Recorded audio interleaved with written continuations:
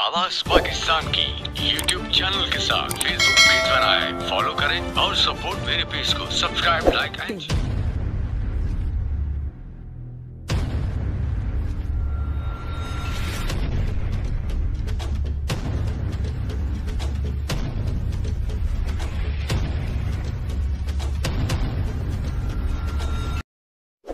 अस्सलाम वालेकुम वरहमतुल्लाहि वबरकातुहू। दोस्तों, आपका मेज़बान आरिफ कमांडो अपने प्रोग्राम वेरिट पॉइंट के साथ आपकी खिदमत में हाजिर है। स्पेशल था क्योंकि सबसे पहले तो what kind of things and people have got importance in our life. उसमें सबसे पहले तो हमारे वालिदैन, ऑब्वियसली, जिनका कोई नेमो बदल ही नहीं है, प्रीशियस है, अनमोल है हमारे लिए। और उसके बाद हमारे चिल्ड्रंस, हमारे बच्चे।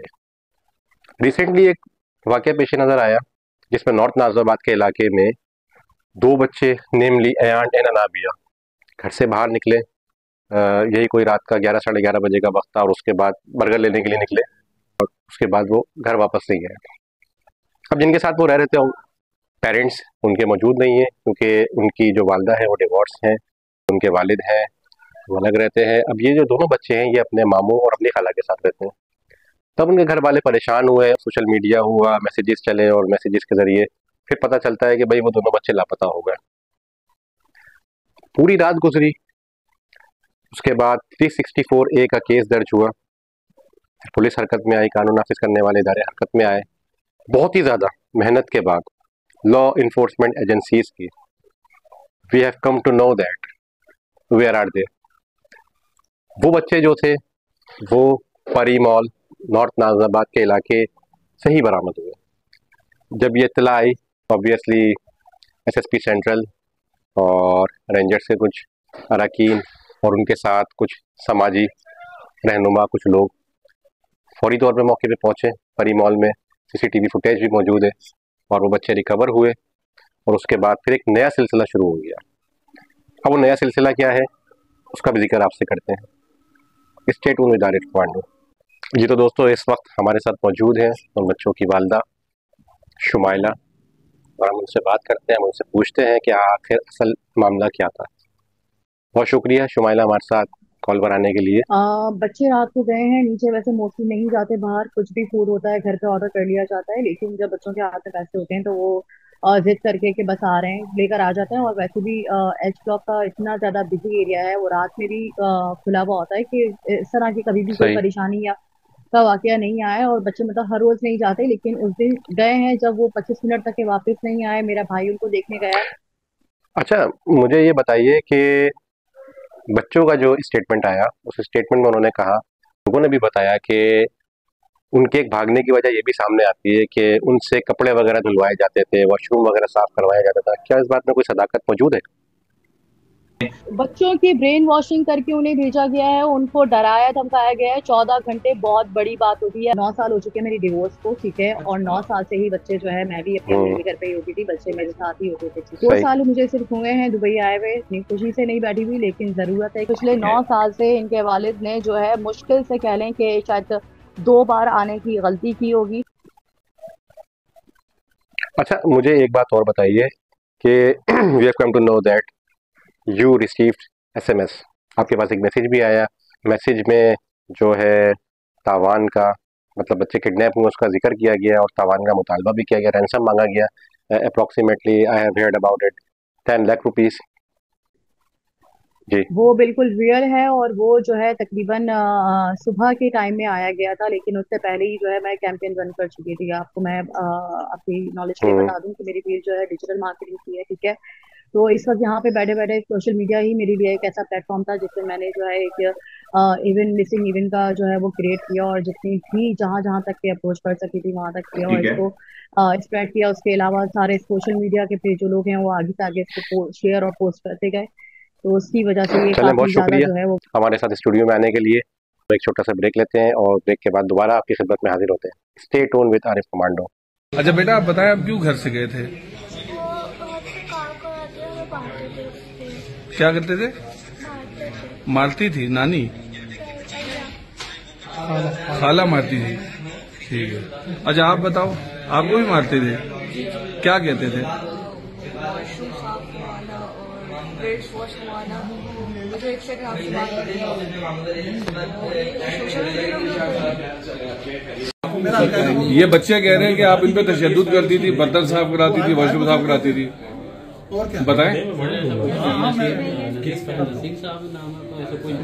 बच्चे कह रहे हैं ना, आपसे थोड़ी पूछ रहा हूँ।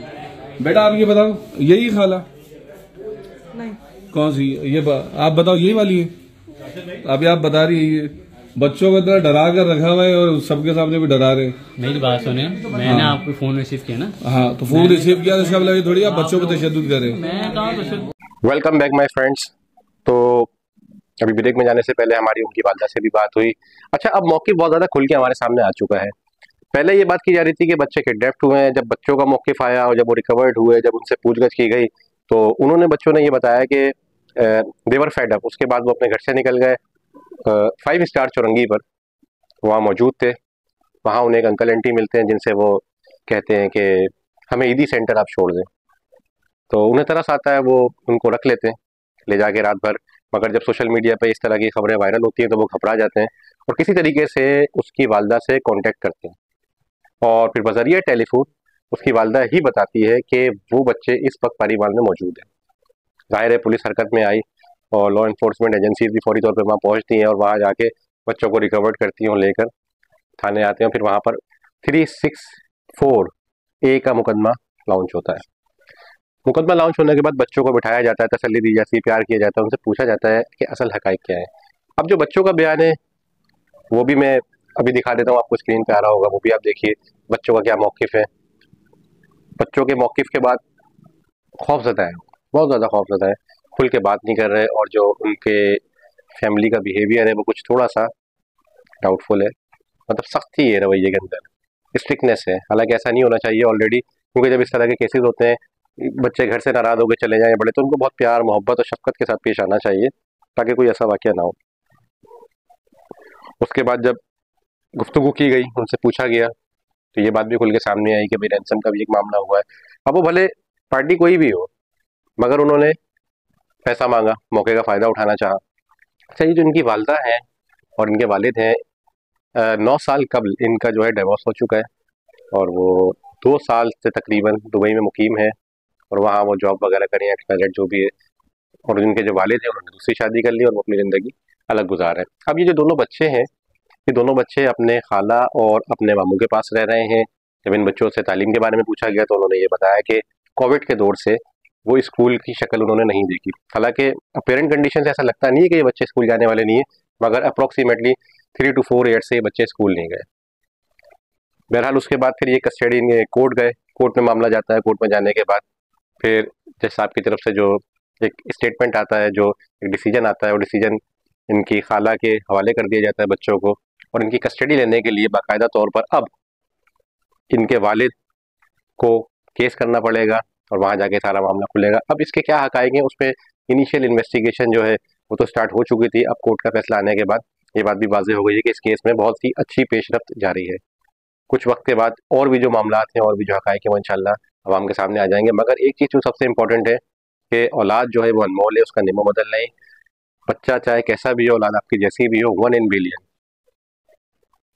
बहुत ख्याल रखें अपने बच्चों का। आजकल का जो माशरा है और आजकल जो हालात चल रहे हैं हमारे शहर के अंदर बहुत ज़्यादा है, क्योंकि किडनैपिंग के केसेस तो डे बाय डे हम लोग हमारे सुनने में आते हैं। और किडनैपिंग होने के बाद जो है अगवा बराए तावान और ये रैंसम और ये सारे सिलसिले शुरू हो जाते हैं। इसके बाद मांगे जाते हैं, पैसे मांगे जाते हैं और नुकसान भी पहुँचाया जाता है। तो खुदा अपने बच्चों की हिफाजत कीजिए, अपने रिश्तों की हिफाजत कीजिए, एक दूसरे से मोहब्बत कीजिए, अपने पेरेंट्स की कदर कीजिए और अपने बच्चों का खुसूसी तौर पर ख्याल रखें और उनका ध्यान रखें। अगर स्कूल गोइंग है तो प्रॉपरली आप उनको लेके जाएं, उनको लेके आएँ और उन्हें इस चीज़ के बारे में टीच करें कि अननोन किसी अजनबी शख्स से उनको ज़्यादा बात नहीं करनी चाहिए, किसी के साथ जाना नहीं चाहिए। कोई इस तरह के मामला करने की कोशिश करता है तो फौरी तौर पर जो उनके साथ मौजूद है, कोई स्कूल का स्टाफ है तो उनको इत्तला दें। अगर कोई और उनके साथ मौजूद है तो फौरी तौर पर वो उस चीज़ को बताएं। So do take care very good of yourself and remember me in your prayer. Thank you for the rest of the day. Assalamu alaikum wa rahmatullahi wa barakatuh.